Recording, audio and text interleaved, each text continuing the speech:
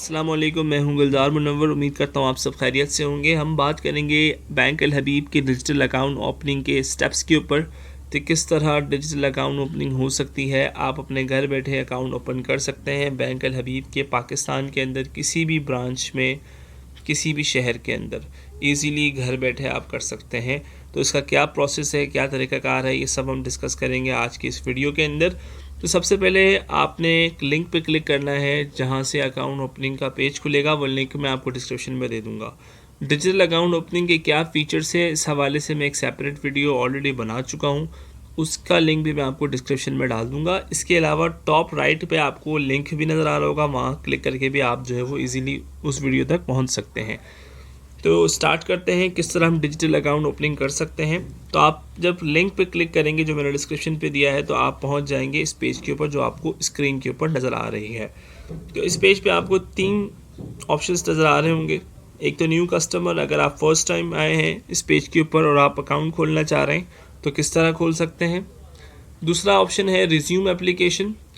Resume application का मतलब ये है कि आप जो है वो अपनी कोई एप्लीकेशन पहले स्टार्ट कर चुके हैं, यानी आप अकाउंट ओपनिंग स्टार्ट कर चुके हैं और दरमियान में कोई चीज़ मिस हो गई आपसे या कोई चीज़ आपकी कोई डॉक्यूमेंटेशन रह गई, तो आप उसको बाद में आके रिकंटिन्यू कर सकते हैं। उसके लिए है रिज्यूम एप्लीकेशन। और थर्ड ऑप्शन है अकाउंट मेंटेनेंस। अकाउंट मेंटेनेंस का मतलब ये है कि लेट सपोज़ आपने जब अकाउंट ओपन किया था तो आपकी NIC एक्सपायरी के करीब थी और 3 महीने बाद आपका NIC अपडेटेड आ गया। आप चाह रहे हैं कि उसको मैं अपलोड कर दूं या अपडेट कर दूं अपने न्यू अकाउंट के साथ, तो अकाउंट मेंटेनेंस के ज़रिए आप अपने अकाउंट की डिटेल की अपडेशन कर सकते हैं, अपने रिकॉर्ड को एडिट करवा सकते हैं।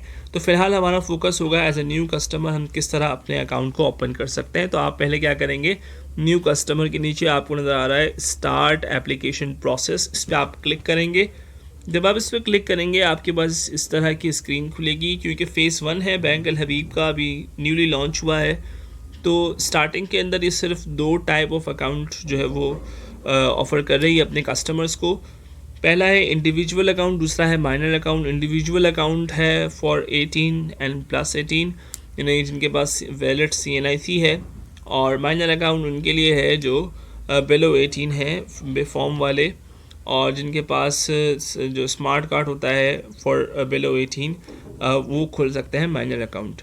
तो हमारा फ़िलहाल फोकस होगा इंडिविजुअल अकाउंट्स के ऊपर।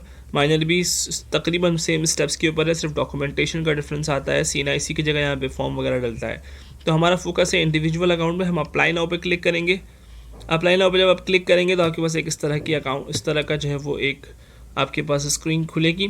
उस पर आपने क्या करना है जनाब, अपना वैलिड जो CNIC है ओरिजिनल, उसका फ्रंट और उसका बैक, उन दोनों की पिक्चर आपने लेनी है और यहाँ पे क्लिक करके इजीली आप अपलोड कर सकते हैं दोनों साइट्स को।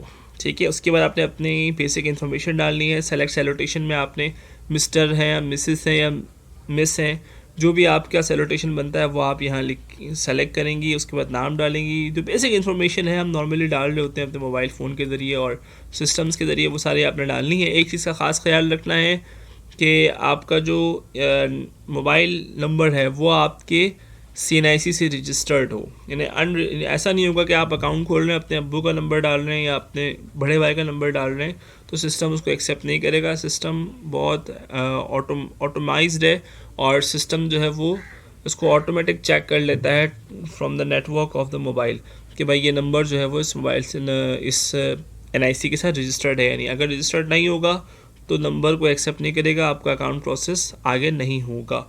सेकंड चीज़, ईमेल एड्रेस बहुत ख़ास ख्याल के साथ लगाइएगा, क्योंकि ईमेल एड्रेस अगर गलत होगा तो अकाउंट प्रोसेसिंग में आपको प्रॉब्लम आ सकती है। अगले स्टेप में मैं आपको बताऊंगा कि क्या प्रॉब्लम आ सकती है। तो बहुत आपने फोकस होके जो है वो अपनी जो डॉक्यूमेंटेशन के हवाले से चीज़ें हैं वो आपने यहाँ पे इनपुट करनी है, इन्फॉर्मेशन देनी है। उसके बाद आप नेक्स्ट पे क्लिक करेंगे। जब आप नेक्स्ट पे क्लिक करेंगे आपके पास इस तरह का एक स्क्रीन खुलेगा। इन केस अगर आपने कोई चीज़ गलत लिख दी है तो सिस्टम आपको बता देगा। जैसे यहाँ पर एज एन एग्जांपल हमने स्क्रीनशॉट रखा है, dear customer your CNIC issuance date is incorrect. हो जाता है कभी आप गलत लिख लेते हैं तो वो इन्फॉर्म कर देगा आपको सिस्टम, तो आपने जो है वो उसको करेक्शन करनी है। उसके बाद अगर इन केस आपका मोबाइल नंबर जो है वो NIC के साथ जो है मैच नहीं कर रहा, यानी उस NIC पर रजिस्टर्ड नहीं है, तो आपको सिस्टम बता रहा है dear customer the mobile number you have provided is not registered against your CNIC। तो इसकी श्योरिटी करनी है कि आपका जो मोबाइल नंबर है वो इस NIC के ऊपर जो आप अपलोड कर रहे हैं उसके अगेंस्ट रजिस्टर्ड हो। उसके बाद डिटेल की वेरिफिकेशन के लिए आपके पास वन टाइम ऑथेंटिकेशन कोड आएगा जिसको OTAC कहते हैं। अब इसकी खासियत आप सुन लें अपने पास कि ये जो 3 डिजिट्स, इसके अंदर टोटल 6 डिजिट्स होंगे, उसमें 3 डिजिट्स आपको मोबाइल नंबर पे रिसीव होंगे और आगे के 3 डिजिट्स आपको रिसीव होंगे ईमेल एड्रेस पे। तो इन तीन टोटल 6 डिजिट्स को मिला के आप अपने वन टाइम ऑथेंटिकेशन कोड को इनपुट करेंगे तो आपकी इन्फॉर्मेशन जो है वो आगे फॉरवर्ड होगी। ठीक है, उसके बाद आप नेक्स्ट पे क्लिक करेंगे। अब उसके बाद जब आप नेक्स्ट पे क्लिक करेंगे आपके पास एक स्क्रीन खुल रही होगी। भाई आप बताइए कि आपने अकाउंट टाइप तो सेलेक्ट कर दिया, अपनी बेसिक इन्फॉर्मेशन तो दे दी, आप हमें ये बताइए कि आप कौन सा बैंकिंग मोड इस्तेमाल करना चाहेंगे, इस्लामिक बैंकिंग मोड या कन्वेंशनल बैंकिंग मोड। तो आपने उसमें से एक सेलेक्ट करना है एज़ पर योर चॉइस। ठीक है, और उसके अलावा अकाउंट टाइप आप करंट रखना चाह रहे हैं या सेविंग रखना चाह रहे हैं। करंट के अंदर ये होता है कि जो प्रॉफिट है वो नहीं मिलता, जबकि सेविंग के अंदर जो है ये एक फ़ायदा कस्टमर को होता है कि कुछ थोड़ा बहुत प्रॉफिट मिलता है। लेकिन सेविंग के अंदर एक ज़कात डिक्लेरेशन फॉर्म है, उसका आप लोगों ने ख़ास ख्याल रखना है। ज़कात डिक्लेरेशन फॉर्म अपनी ब्रांच में आप जाके जमा कराएंगे ताकि जो है वो आपकी ज़कात की डिडक्शन ना हो। उसके बाद आप क्या करेंगे, अपनी करेंसी सेलेक्ट करेंगे जिस करेंसी में आप अकाउंट को ओपन करना चाहते हैं, लाइक PKR, USD या पाउंड। तो नॉर्मली हम पाकिस्तानी ज़्यादातर PKR को ही सेलेक्ट कर रहे होते हैं, तो इसलिए हमने यहाँ पर PKR को सेलेक्ट करके स्क्रीनशॉट लिया है। उसके बाद आपके पास एक और ऑप्शन आ रहा होगा कि अकाउंट आपने कौन सा खोलना है, आसान डिजिटल अकाउंट खोलना है या डिजिटल अकाउंट खोलना है। मैं इसको थोड़ा सा जूम कर रहा हूँ ताकि आपको क्लियरली चीज़ें समझ में आएँ। आसान डिजिटल अकाउंट की क्या प्रोडक्ट फीचर्स हैं आप देख सकते हैं। ठीक है, आसान डिजिटल अकाउंट में पेपाक डेबिट कार्ड फ्री है, net banking mobile banking free है, लाइफ इंश्योरेंस फ्री है, ई स्टेटमेंट फ्री है। अच्छा, ओपनिंग एंड क्लोजर ऑफ आसान डिजिटल अकाउंट बिल्कुल फ्री है, इनिशियल डिपॉजिट की कोई रिक्वायरमेंट नहीं है।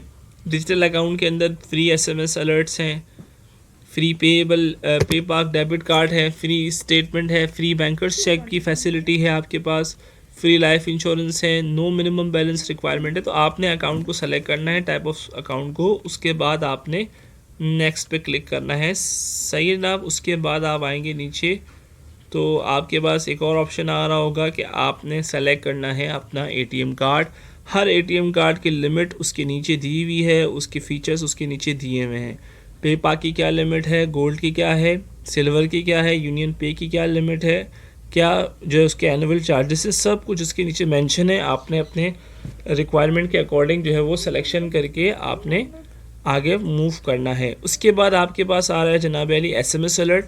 SMS अलर्ट बाय डिफ़ॉल्ट जो है वो 25,000 और अबव पे फ्री आता है। अगर आप फ्री पे क्लिक करेंगे तो SMS अलर्ट फ्री वाला है। उसके अलावा वैल्यू एडेड पे जो इस वक्त चार्जेस चल रहे हैं बैंक अल हबीब के, वो हैं FAD को मिला के 100 रुपीज़।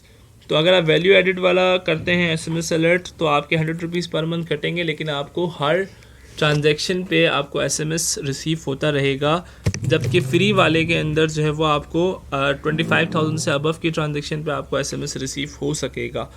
तो आप नॉर्मली चूँकि इंटरनेट बैंकिंग सब कर रहे होते हैं तो नॉर्मली कस्टमर्स जो है वो फ्री को ही चूज़ करते हैं, वरना हर मंथ जो है वो 100 रुपीज़ आप दे रहे हों और आप जो है, क्योंकि आजकल लोग SMS की तरफ इतना ज़्यादा जो है फोकस नहीं रखते हैं, ज़्यादातर व्हाट्सएप पे और इंटरनेट बैंकिंग के ज़रिए जो है वो अपनी बैंकिंग को मूव फॉरवर्ड कर रहे होते हैं।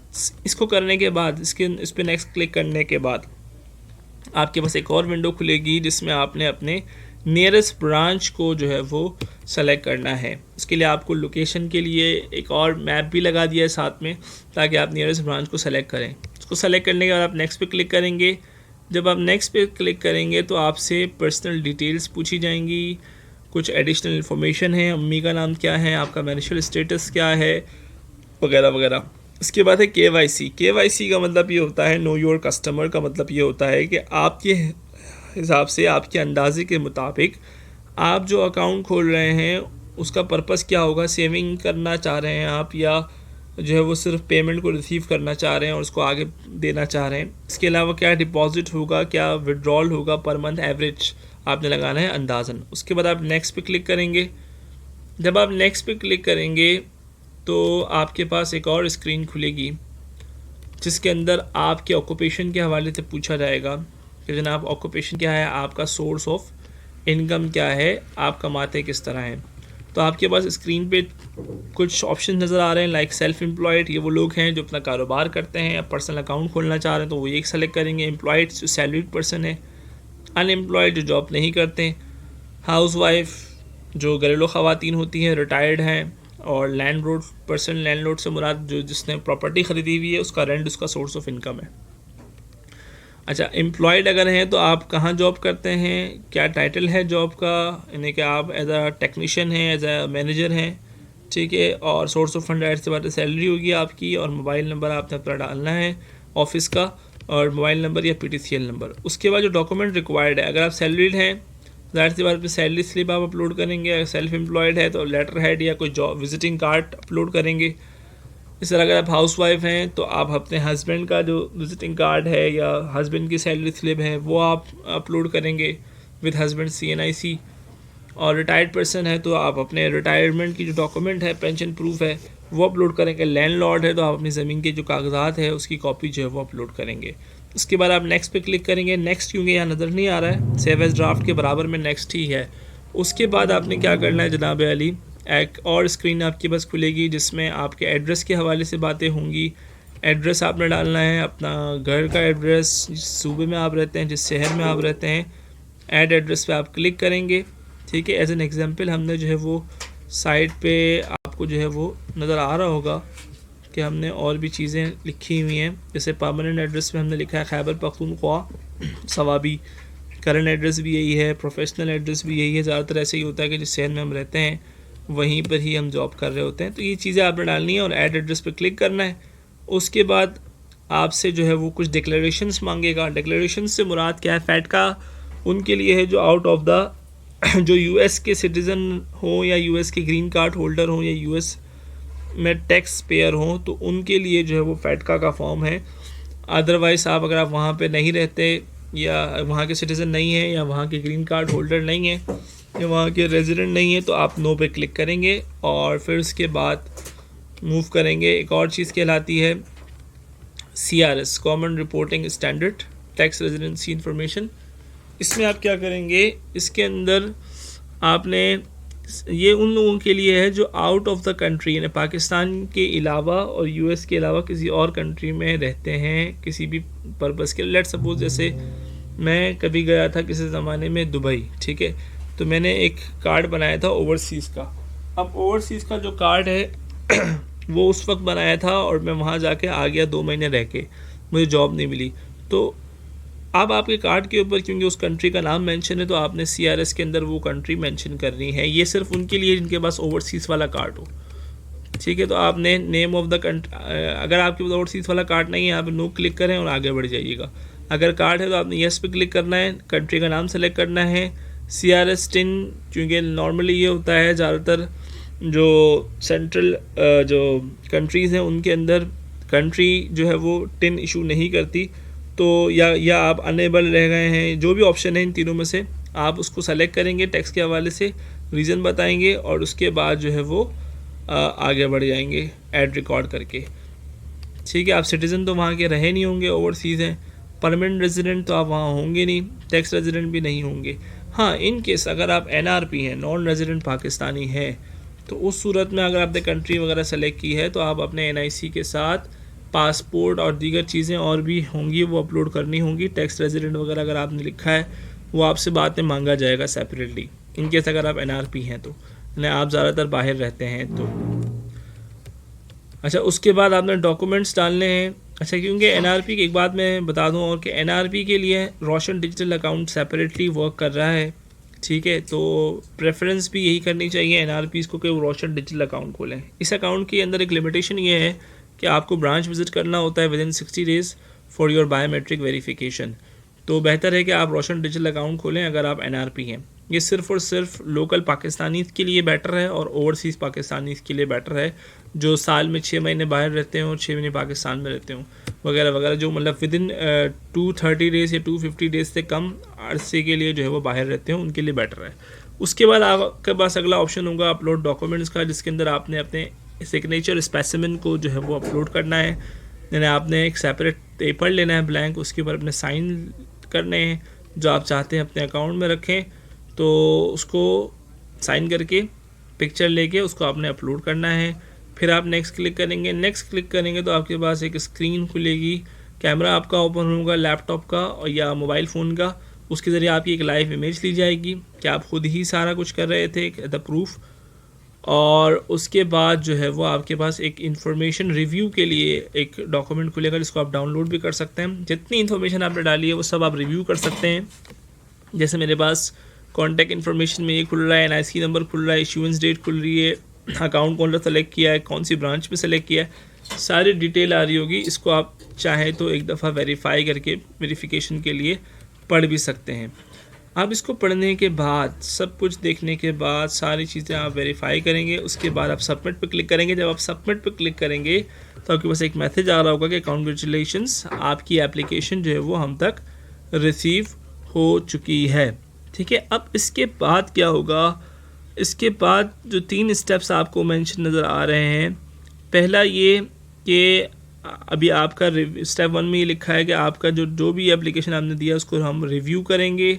जब ये रिव्यू होगा तो आपको ईमेल के ज़रिए आपका अकाउंट नंबर भिजवा दिया जाएगा। ठीक है, और स्टेप 3 में लिखा है कि आपने विदिन 60 डेज़ अपनी ब्रांच विज़िट करना है और वहाँ जाके फिज़िकली अपीयर होके बायोमेट्रिक आपने अपना देना है। वो ज़ाहिर सी बात, आप जब चेकबुक और ATM जब ब्रांच लेने के लिए जाएंगे तो वहीं पर आप बायोमेट्रिक भी अपना करवा लीजिएगा, लेकिन NIC अपना ओरिजिनल लाजमी लेके जाइएगा। So that's all from my side. Thank you so much for watching my video, और मज़ीद वीडियोज़ के लिए इस चैनल को लाजमी सब्सक्राइब करें।